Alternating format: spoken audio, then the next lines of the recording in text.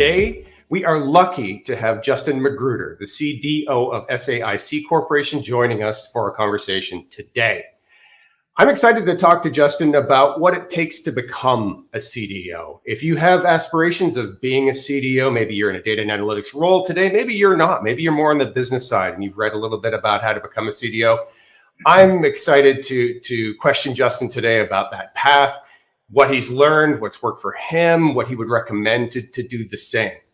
I met Justin maybe even about a couple of years ago now. I've had a professional relationship with him.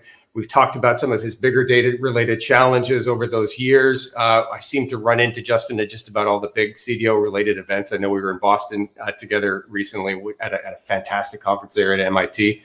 And every time that I've ever talked to Justin, I feel like I walk away with more than I came with, which is a great way to feel about the conversation. And that's exactly why, Justin, you're here today. So first and foremost, thank you so much for taking the time to join us. And I look forward to the conversation. Absolutely. Thank you, Malcolm. I look forward to it also. Wonderful. Let's just take a couple of minutes. And if you could, Justin, could you please just describe your role at SAIC, Sure. where you sit in the organization, kind of what are parts of kind of the key remit of your role, and just share a little bit of the background for our audience. That would be fantastic. Absolutely. Thanks, Malcolm. SAIC is Science Applications International Corp., founded in the late 60s in San Diego, but now headquartered in Reston, Virginia. We're a Fortune 500 technology services company. We provide services to our main client, the U.S. federal government, and its agencies and departments. We do some work on the state and local level, a little bit of commercial work, but we're primarily focused on U.S. government services. We provide secure cloud, IT, and data management services. We do quite a bit of custom development.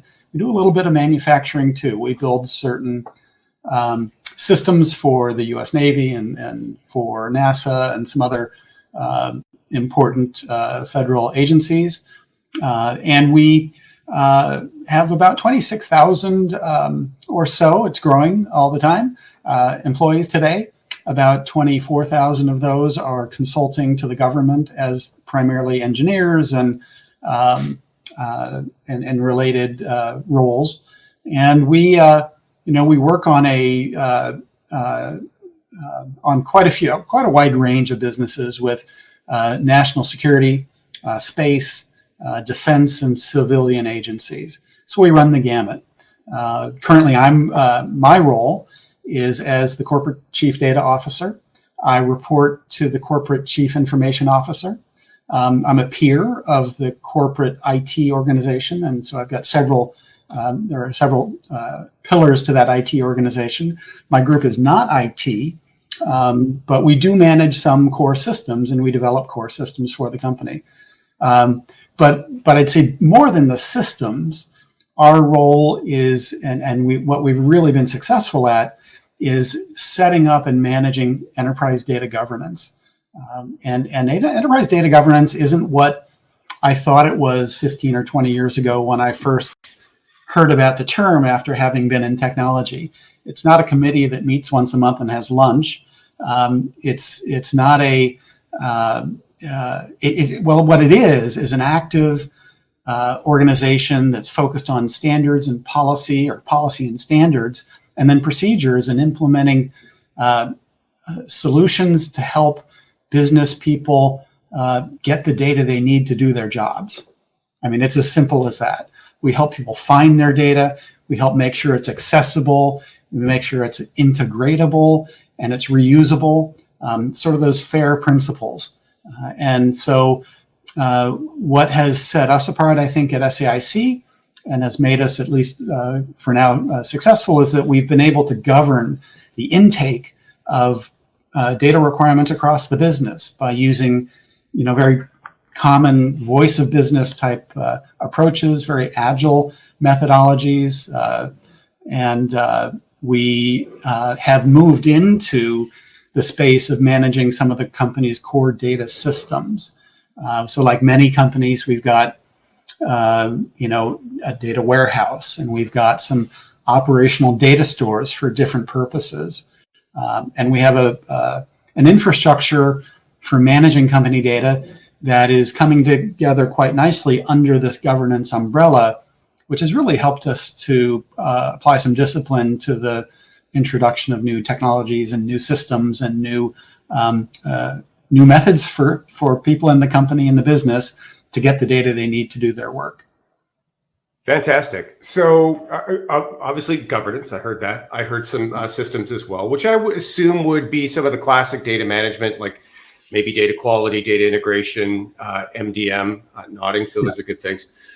Beyond governance and systems, do you have any current responsibility related to data strategy, maybe data monetization? Is that something you're thinking about? We're outside of the kind of the core governance focus area are some of the things you may be working on as well that you're able to share, of course. Sure. So I'm in my third year and I'm writing my third data strategy for the company. It's an enterprise data strategy.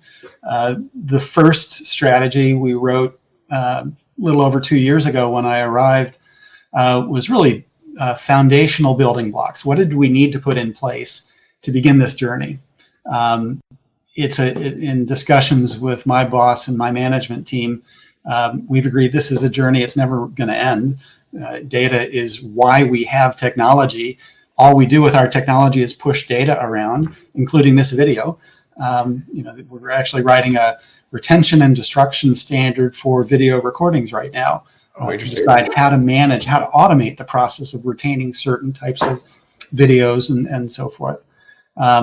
So strategy is critical. Our new strategy that we're developing right now and for the next fiscal year is going to be focused on really mastering data that we've been challenged with, like every organization I've been with has been. Classic domains. I started doing this, Malcolm, we've talked about it at a little bank called JP Morgan in the 90s, and we helped develop the company's first integrated reference data service, we called it back then, for customer accounts, for counterparty accounts. And really focusing on those key domains of customers and contracts and programs or transactions and activities. So we're thinking through how to really optimize that, because we've had some really good results from a number of our recent data science-y programs to begin to measure and predict, measure what's happened and begin to predict what we think might happen in the future based upon certain types of events. So we're really beginning to move into, we're not there yet, into that capability zone where we'll be able to have some data science capabilities and we'll be able to do some predictive analytics.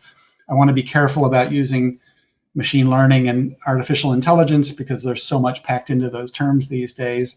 But I think that's the direction we're going. And our business people and our customers are quite eager to leverage some of these capabilities. And that's the other thing I'm doing, Malcolm. I do have sort of a piece of my role is to help our customers understand how they can best manage some of their very complex and sprawling information requirements. So I'm working with our business development and our account teams to really help some of our very important customers understand the benefits of good governance and active governance, the benefits of cataloging and mastering and sort of warehousing and data lakes and data lake houses and some of those technical solutions, but the solutions we really want to implement to manage the data.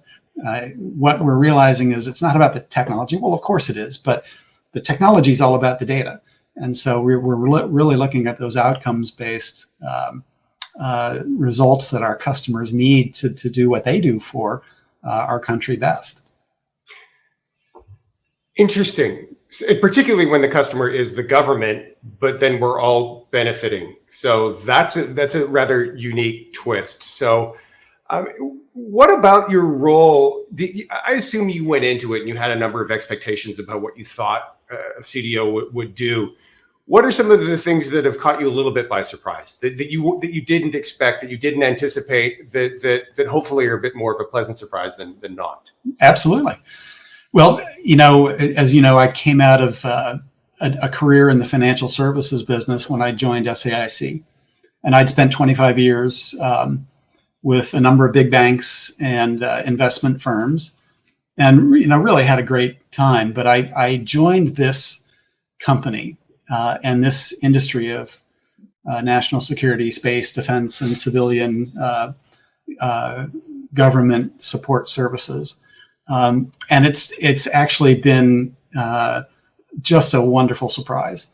The people are amazing. Our team has a mission, and our mission is more than making money. Banking was cool. I believe in the concepts of efficient markets and capital formation and all the things that we lived and breathed in the banking business. But frankly, people in that business are cranky. People in this business are happy. Like, we're trying to do good things, and I really enjoy that, and I did not expect that. And kind of the way I've been, one last thought, Malcolm, the way I've kind of characterized it to people as I sort of began to realize where I was, is that it's a new language in part. The nouns are different. We're talking about, the U.S. Navy and NASA and the National Science Foundation. But the verbs are the same. We do the same things with the data. So we do, we catalog things, we master them, we keep a dictionary, and we try to manage our metadata well. We manage transactions in journals, and we aggregate them and turn them into reports and analytics. And so it's been a really fantastic journey so far. And I think I'm just getting started. That sense of purpose, if I were to paraphrase you, what I heard is a real sense of purpose here that wasn't just monetary. That sense of purpose, is that something that is, I assume that is something that's kind of sitting in the back of your brain as you're working through the strategy elements here, yes? Absolutely. And it's exciting because we get a call and from an account person who may have read the strategy. They may have heard a presentation we did, and from our group, we've got a good team of communicators on the data team, and we hear from people who say, "I really need something like that for my customer. They really need something like that. They need to understand the value proposition or the business process requirements for a catalog. Why is a catalog important?" A lot of people, when we started doing cataloging work internally, thought it was about having a nice static glossary of terms. That's important. It's nice to have people go look at things and find out what the definition of a term might really be according to someone in the business. But what it's really about, we've learned, is automation. And how do we build a framework where we can have this integrated environment and we can really find out the authoritative source for any particular data point at any time, and we can watch it change over time in almost a time series view and follow the lineage automatically using a tool and find out the full provenance, the full, and really watch the data transform itself through the process, through the life cycle. So it's really been rewarding to see how the introduction of data strategy to a technology firm is beginning to have, I think, a positive impact on the way we do business with our customers and the value we provide to them. And we have, I was in a call with our CTO a few weeks ago, and I'd said something in a meeting once, and he and I were going back and forth about some solutions for a customer. And he turned to me and he said, you said that. I heard you say that last month. It's all about the data. And it was good to hear that from a techie. Very smart guy. And I was glad to hear him recognize that, we should think about the outcomes and not just about plugging in another, technical component, but how do we make that into good quality data to help support better decisions or better operations? So it's been an interesting journey so far. So, to the point about your conversation with the CTO, and that's fantastic, by the way, having your messages kind of echo back, that's always a great sign that you're on the right track. How much of your day would you say is kind of playing a data evangelist type role with members of the C-suite, with some of your peers in the technology organization? How much of your role is selling I'm paraphrasing now, but how much do you see of your role is selling, and how important has that been? I was on a call yesterday with my deputy CDO, Sarah, who's amazing. And we were in a call with a number of managers and leaders in the firm. And she was, talking about something, and she began to sort of repeat a few of our mantras. And she laughed at the end and said, Justin's got me drinking the Kool-Aid. We spent a lot of time developing the messages, but the messages have to be based upon that, the architecture, the concepts, the policies and standards. One thing we've done, and Sarah's been quite helpful in this, is we've been able to add data policy to the company's corporate policies. So that's something I've seen happen elsewhere. It's not been so much a policy for data. It's more that all these policies have to respect the impact they have on data. For the company, we have to realize that there is a value. Monetization is an interesting discussion, but there is value to the data. It is an asset, and we're beginning to think of our data as products. There may not be direct cash flows associated with them. And the reason I say that is coming out of financial services, I was in the business for a while of selling indexes, and there's big money in that, and selling analytics to investors, and that's a huge business. We're not doing that so much, but we are delivering the same kinds of products to data consumers in the company. And we've developed a model. I've been working on this model for quite some time, and I have some debates with my mentor, Dr. John Talbert, who he believes in a supply and demand model.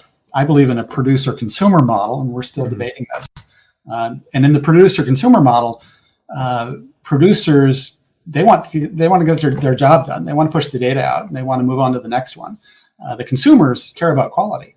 So if they get a bad product, they need to push back and define the requirements. We've decided the role of the CDO or the data office. Let me be clear: it's not the CDO. It's really the DO.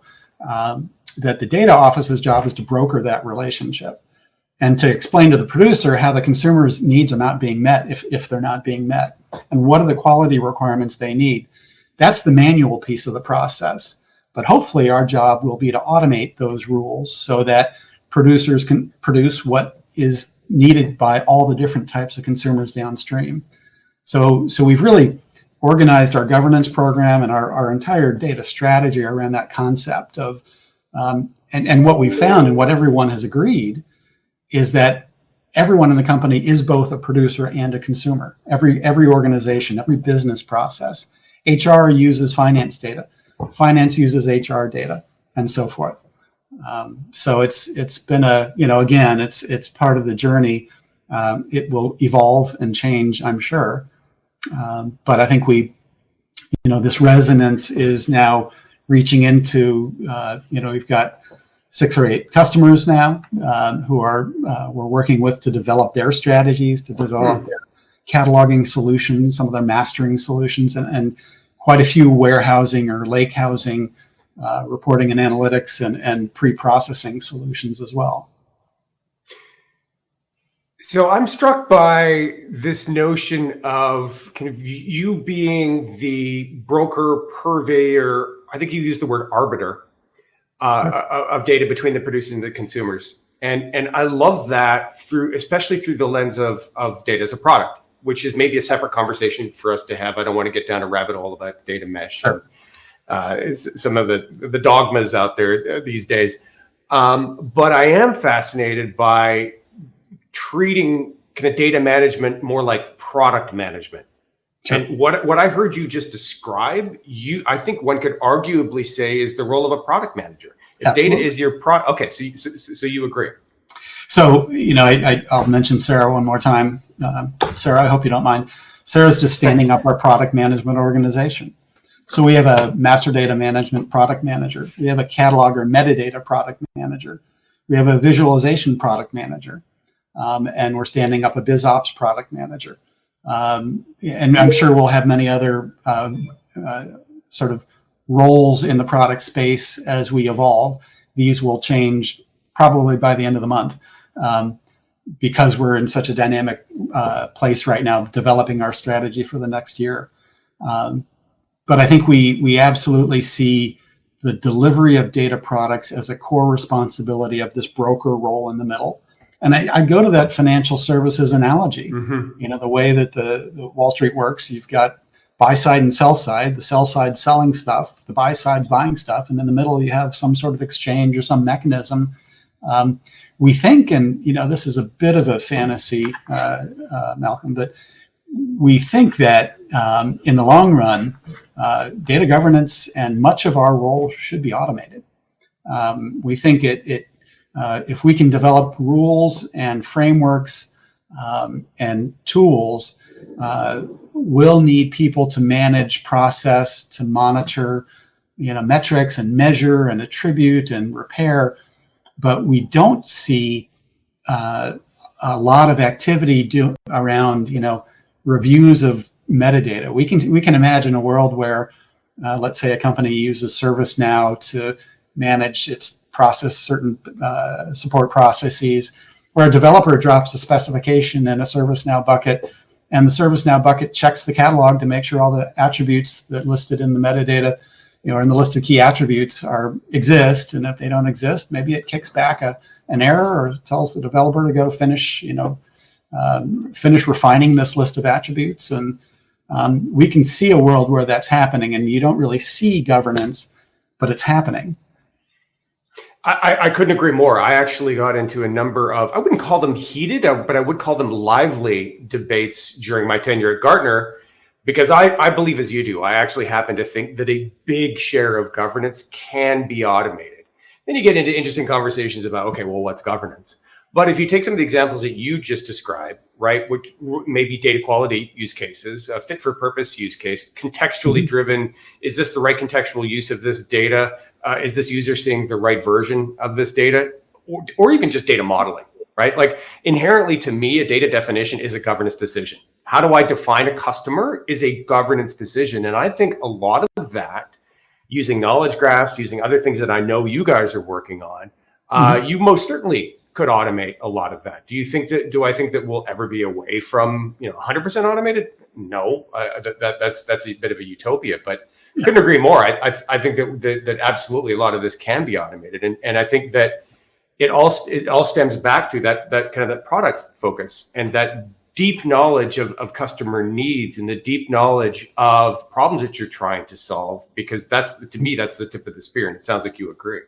Absolutely. I mentioned earlier the voice of business discussions we've had, and we pulled in a number of our senior business people last fall and did sort of dog and pony show of all we helped each of them prepare a list of their truly strategic business requirements. And we went from the front office through the middle office to the back office of the company.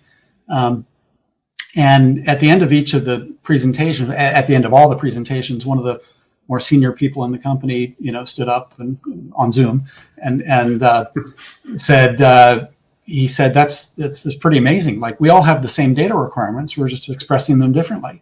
We're using all the same data. And we just don't share it very well, which is one of our current initiatives to build some new data sharing and kind of access control frameworks that, we're doing it all. We're extremely secure right now. And that's part of the problem. We're so secure that we need to learn how to share. And sometimes in the kind of environments we operate in, it's just hard to do that without investing a lot of time and money. And a lot of times it's just hard to commit that kind of resource. But I think we're getting to a place where we realize that we can really supercharge some of the work we're doing for our customers if we can do this kind of integration and sharing of information. Turns out we don't need 3 copies of the same thing. If we can learn how to share one, that would save us all time and money. Well, for your customers, that's most certainly relevant. Absolutely. Across the branches of the government. I my goodness, lots of opportunities there. So sounds like you're working to lead by example, at least for your customers are concerned. Let's trace back to kind of your career arc. Sure. Where did you kind of come from? And I don't mean that physically, like exactly, but Yeah. typically what we'll see with CDOs is either you come from more of a business background or a technology background. It's generally one or the other. How would you kind of describe your career arc, and what led you to where you are now? I know that you came from the banking world, but if you describe that career arc, just take a minute. I think that would be very, very helpful, particularly for our audience that is trying to figure out, okay, I'm mid-career right now and I really want to go this direction. What choices should I be making? Absolutely. Well, for those people who aren't already in technology, there is hope. I started my career after college with a big Fortune 500 company in a management training program. The company was Marriott, and I went through Marriott's training program and became a catering service manager. How did I get here? Good question. I wound up in New York City for a big hotel, the biggest hotel at the time in the city. Began to question some of the content. No problems, but I began to question how we were putting together profit and loss statements for my department. I was a producer. I was generating revenue for the company, so I worked with the hotel's food and beverage director to look at the way we were calculating gross margin and things like that, because I thought there were things that we were doing that had bigger margins than the company thought we did. In the end, he agreed with me, but he said, you should go to business school and get into banking. So I said, okay, and I went to business school, came out of business school and fell into a couple of, to a technical role. I wanted to get onto Wall Street. I was in New York City and that seemed exciting. So I got a job with that little bank, JP Morgan, and I didn't know what I was doing, really. I started to work on their so-called reference data services program as the program manager. I didn't know what that was, but I was relatively technical. This is in the 90s, and I had a little ThinkPad, and I thought I was technical, and I was sort of kind of back then. And I found my way through a number of big banks over the course of 10 or 15 years, set up my own company. Was at an MIT event where we saw each other last week. I've been going to that event, as you probably have, for 15 years or so. And I was at the event and talking with Rich Wong, Dr. Wong, who runs the program. And I said, can I get a PhD? I had a master's, an MBA. And he said, you don't need one. He said, you already know all the stuff. And I said, I really want a PhD. And fast forward 6 or 7 years later, I asked him again. I said, can I get a PhD now? He said, talk to Dr. John Talbert. So I went over and talked to Dr. Talbert, wound up getting into a program with Dr. Wong and Dr. Talbert as my advisors and mentors, and finished up a PhD in computer science, computer and information science. Along the way, I had been in data-specific roles beginning at Morgan in the 90s. I stepped out into more core technology once or twice, but kept coming back to data, kept trying to get out of data, kept getting pulled back in. But really saw something interesting about the information inside these machines. It wasn't so much the machines that were interesting, it was what was in them, what they were doing. So I had my first CDO role. I was actually a data czar for Freddie Mac, and was hired there in 2007 as the credit crisis was accelerating. And management realized they needed some help with data and technology. And they hired 5 or 6 of us to come down from New York. And so that was my first toe into the federal space. And then, as you know, the credit crisis didn't work out so well for Freddie and a few other firms. So I set up my own company and ran my own company for about 10 or 12 years and serviced a number of large global financial firms, helping them set up their CDO offices, helped set up the first Citigroup CDO office, helped to set up Citigroup or other CDO offices at places like the London Stock Exchange Group and a few other places. Always coming back to that core operational or active data governance approach to governance. Again, it's not a lunch meeting once a month. It's You're managing day-to-day operations and making sure that people get the data they need. So I had to scrape my way to find it. I really did try to get out of this business several times. And then I realized 10 or 15 years into it that I actually kind of like it, and I'm not bad at it. And maybe I could get some education to make it clear that I know what I'm talking about. And I'm still not sure that's true, but well, if I were to paraphrase some things that I heard you say. So one, clearly you're inquisitive. Two, clearly you are a learner, and probably one of those lifelong learners, I would imagine. What are some of the other traits that you think that are necessary for a CDO and maybe nice to have? Sure. I'd say the most important characteristic, Malcolm, I think the characteristic that has made me most successful is communication skills.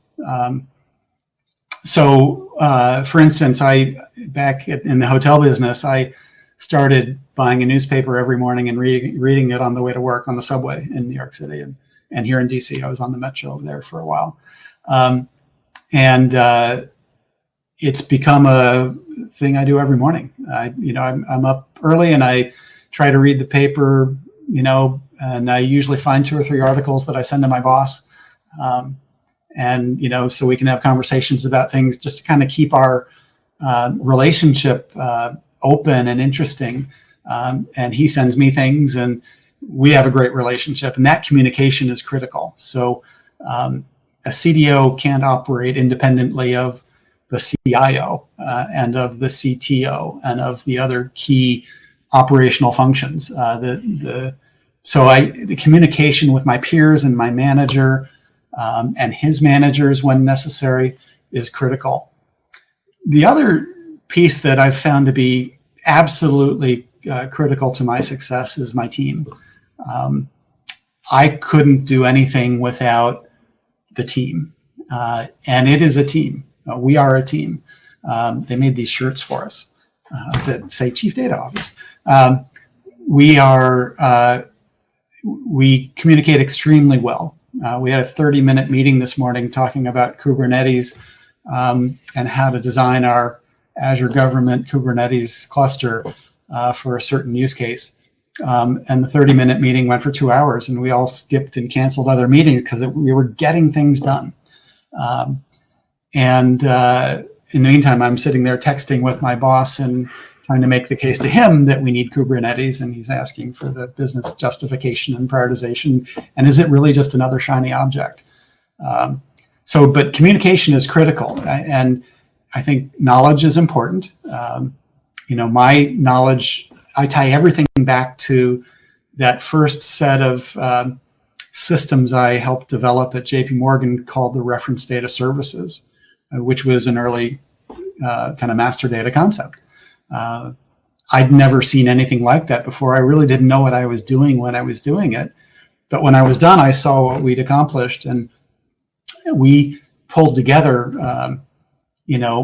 accounting, account management systems across 50 or 75 businesses around the world into one sort of, back then we did the hub and spoke for all of our architectures, but it worked. And it saved the company massive amounts of money and really made our operation run better. And that paradigm, I keep thinking back to that paradigm every place I go through. And there's one other concept, and I'll go back to my hotel days. It's rotation. It's in the food business, when I was on the food side of the hotel business, and you're always rotating your stock. You're always walking through every morning to check what's in the food storeroom, what's in the fridge, what's in the bar, what are your levels, what are your inventories. So inventory management and managing the raw material that you're going to manufacture into data products is critical, because it's the same. If you look at it, it's really a similar process. The food production process is not unlike the data product production process. And I go back to those. No one around me knows that most of the time, but I'm picturing, the food storeroom in the Waldorf Astoria Hotel when I'm thinking this sometimes. Waldorf, awesome. So thank you so much. I think I could keep going for another 2 hours, but we don't have that time. With our last question here, let's assume I'm a director of data and analytics, or maybe I'm a VP of data and analytics, and I've got a team, 10, 15 people or so, and I've worked my way up the chain, and I feel like I'm at the door, right, of the CDO role. You've already shared some great insights as to, what's worked for you, but if there were one or two little bits of insight that you could give to that director of data analytics or the VP of data analytics who wants to make the jump, what would that be? I think it's pretty easy. Collaborate and communicate. Skills are important. Experience is important. But if you've made it to the door, you've probably got both of those things. I've found that communication is critical to my success. And when I stop, things break. People don't understand why what my objectives are, what the key results I'm looking for are. And so I'm constantly repeating myself. I've got a few slides I use in every meeting. You want to be to the point where people know what's coming. We don't want to surprise anyone. No reason to surprise anyone. No reason to prove how smart I am. No reason, or my team. My team's really smart, but we're learning that we just need to deliver. One step at a time. And I guess the other thing besides collaboration and communications is the building blocks. I had dinner 15, 20 years ago with John Zachman, who's a famous enterprise architect. And I remember one thing John said at dinner. I was so impressed with him. And he said to me, and my buddy we were having dinner with, he said, you can't build the fourth floor first. You got to start with the foundation and the first floor and the second floor. And so I've been repeating that to my boss and my team, probably once a month. They're probably tired of hearing it, but we're building those blocks now. We're putting them in place. And so I'd say those are the two or three things that I would impress upon people, but communication and collaboration. It's really, people really want, when people want to work together, you get just so much more done. Indeed. Sage advice from somebody who has proven that it works. So again, I really want to thank you for taking the time to come and speak to our audience today. Some great insights on how to become a CDO. For those who are there, who are catering managers right now, or in the hospitality industry or in the travel industry, and you want to be a CDO, here's proof positive that it can absolutely positively work. So absolutely. With that, again, I want to thank you. Thanks everybody for tuning into this episode of CDO Matters, and I look forward to sharing more insights with you in a future episode sometime soon. Thanks, everybody.